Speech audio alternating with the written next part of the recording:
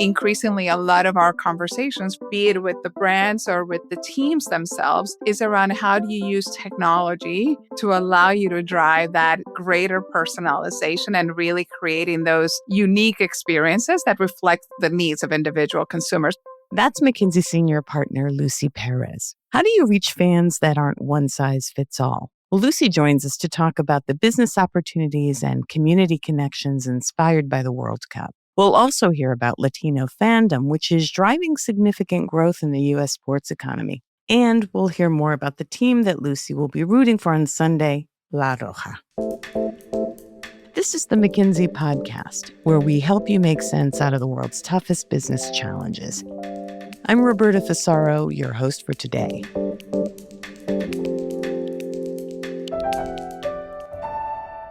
Lucy, thanks so much for joining the podcast today. Thanks so much, Roberta. Really looking forward to this conversation with you. I mean, it's all about sports these days, right? Yes, it's so exciting. I have to ask you, who do you got? Who are you rooting for in this World Cup? So for me, it's always La Roja, the Spain national team. My parents are from Spain, so from a very young age, I've been trained in a love for that team. I mean, as I watch the passing and the strategy, it truly is like a marvel to watch what's going on. I wanted to talk a little bit about some research that you and your team did a year ago or so. You've obviously spent years studying Latino consumers and communities. When you look at these crowds, World Cup watch parties and the conversations around the games, what feels different from even a few years ago when you were starting out on some of that initial reporting and research? If I think back to when I moved to New York for my postdoc over 20 years ago, right? And yes, there were watch parties, but frankly, it was more the international community getting together to watch games, right? And now when I compare to this year, it's like everyone's watching these games, right? It's like the topic of conversation. So that is really exciting. I think the appreciation for different cultures that it's bringing to the forefront, it's also another real positive that we're seeing right now, and that I think a lot of people are gravitating towards. Right. I mean, now that the World Cup tournament is here, I mean, do you see like the rest of corporate America finally catching up? I think in general, we're just seeing the sports economy booming, right? You mentioned this report that we worked on. We were looking at the data, what's going to happen to the sports economy over the next 10 years, and it's going to nearly double. That is incredible growth, going from on the order of 165 billion to over 320. And what's really interesting is that a third of that growth is attributed to Latinos, right? And it shows up in the ways that Latinos tend to consume more sports. They tend to spend more when they're watching and participating in this sports. And it really speaks to this thing that sports are much more than just the game itself for Latinos. It's such a community experience. Right. And I wanted to hammer on that a little bit, Lucy, because one of the themes in your work is that it's about much more than just the sport. So what does an event like the World Cup tell us about identity, community, and belonging in America today? And I love that he used those three words, identity, community, and belonging, right? It is creating the space for so many to be seen, to feel represented on this global stage, and with such a positive message, right, of athleticism, teamwork, resilience, grit, that I think it really resonates. And this is why, in a way, you take a look at what are people still watching on TV? Sports is at the top of that list, right? It is content that really appeals to so many of us. That's a great point. Going back to this bit about sports economics, right? As brands are activating around these matches, what do you see the smartest companies doing well? And maybe what are some companies still not doing yet? I think it starts with authenticity. Consumers are smart. They get what are those moments that feel really authentic and understanding of different cultures, different communities. What you see with brands now, it is that those that are doing better really understand that end consumer. And for example, they recognize that Latinos are not a monolith. There's definitely a lot of things that unite Latinos, but there's also lots of things that are different, right? Even in their sports preferences. I grew up in Puerto Rico. So in Puerto Rico, like many of the other islands of the Caribbean, we tend to skew more towards baseball as the preferred sport. You start heading towards some of the countries in South America and a much stronger affinity towards soccer or football, as you were saying. One of the interesting findings as you look is that Latinos, for example, consume much more digital native content than other groups. On one hand, not too surprising because it's a demographic that skews younger, much more digital first experiences. Someone who values the omni-channel experience. They may be watching the TV while keeping track of another game on their phone. But then that also creates opportunities to recognize some of them prefer getting their content in English, some in Spanish, others like me. It really is Spanglish at the end of the day. So recognizing that and thinking about how are you putting your content out there to really resonate with your audience. Everyone has preferences, desires. Everyone is different. So how can companies better figure out how to meet these customers where they are? Yeah. What has been really interesting is we've been spending a lot of time talking to teams or brands and a recognition that we need much more granular understanding. And so now with the technology and increasing access to data, what we're seeing is increasingly the use of much more sophisticated analytical models that allow you to really personalize your engagement to the N of one.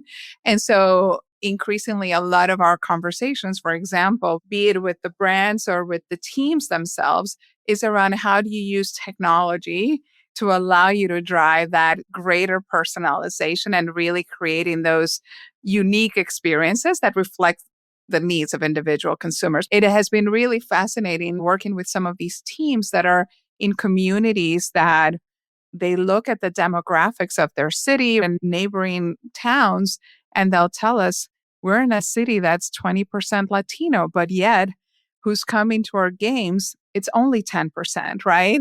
Help us understand what's the mismatch here? What are we perhaps not doing that we should be doing? By the same token, in other places, it's the opposite. And they're like, this is great. How can we do more to engage this community? Because their data keeps showing them this is, again, a more actively engaged fan that is bringing the entire family along, right? Like really thinking of this as so much more than just a game that I'm watching. It is, again, that experience of family and community. Is there a role for AI in this quest for personalization? There's certainly a role for AI in personalization, but very importantly, and like we see across the board, it cannot be AI without a human in the loop.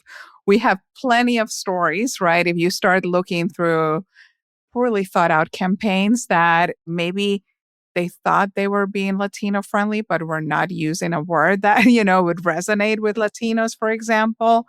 And so it also speaks to this idea of representation. When you look at some of these leagues, and in particular, Major League Soccer, that's where you see the highest numbers of representation in the fandom, right? Like about a third of fans being Latino. But when you look at the representation of Latinos in the management teams, in the leadership of these organizations, we're talking on the order of 6 to 10% only.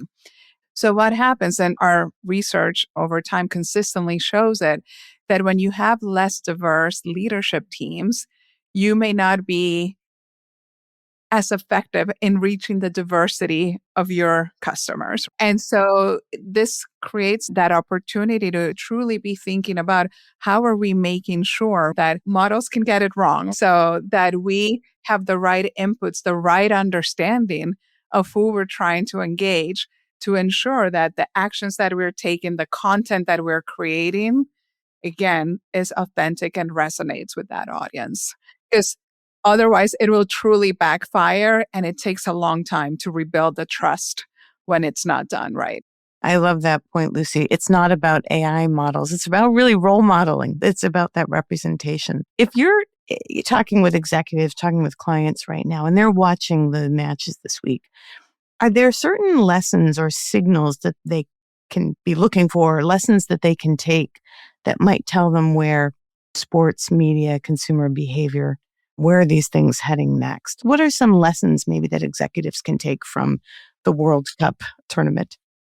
As we looked at the sports economy, youth sports accounts for 15% of that. And as we did our research, one of the things that really struck us is this how much parents were telling us that they value who's sponsoring their kids' games, right? Who's putting in the resources to support those youth leagues, for example. And that informs a lot of their consumer choices, actually. And so when you think about the journey towards being that avid sports fan, it starts early. There's a lot of opportunities as you think as a brand where you're playing and think about that consumer, their own journey, right? And the opportunities that exist, starting with youth sports as well, in terms of engagement and getting to know the different communities. So getting in early is very important. Yes. It's also the little sparks that it creates in children, right? Around this idea of participating and thinking about the benefits of sport that go beyond the athletic skills. And I don't think we give it enough attention at times. The ability that sports has to teach you so many important skills, whether we're talking about teamwork, resilience, the data's very clear in terms of how those who play sports are less likely to experience violence or have higher educational attainment rates. And all of these are compounding positive effects from playing sports. So you think about brands as another opportunities in terms of how to engage in youth sports and what role are they playing in supporting enabling greater access, again, because of all the benefits that there are there for those who participate. Are there brands or other private public partnerships that are helping to facilitate either youth sports or greater participation by women, Latinos? Are you seeing any of that? What has been really exciting to see is how much the professional sports leagues are trying to do to increase access and really bring in different communities to play sports. And so, for example, like as we were looking at flag football, creating more opportunities for female athletes is an example. But the National Hockey League, very invested in bringing hockey to more communities that historically have not thought of it. And again, in our work, we look at 5 of the major leagues around basketball, soccer, baseball, football, and hockey. And in each of these, you can see the examples of that journey, that recognition. Again, it all starts with youth. And so how do we, these groups are making the investments to get more kids to play and develop that love of the sport. When this tournament ends, Lucy, what's the one takeaway that you hope leaders remember about the role Latino fans are playing in the future of American sports? For me, critical is this is not a niche opportunity. This is not a niche market segment. It really is the sports fan of the future is already here today. And how critical it is to understand that fan, the needs and the opportunities that represents, because they are indeed the future. What's amazing to me is the number of people who have been turning out, so not just for the games, but for the watch parties and all these other events happening around the World Cup. Can you talk about that a little bit? I mean, it is fascinating. I was at a board meeting this morning and people were talking about the Scotland-Morocco game in Boston that happened just last Friday. And it's just a level of energy and excitement that people have for what is happening. And even those who didn't make it into the stadium, but were just there to soak up the energy and all that is happening around the stadium, I think we're going to see very lasting impact from that.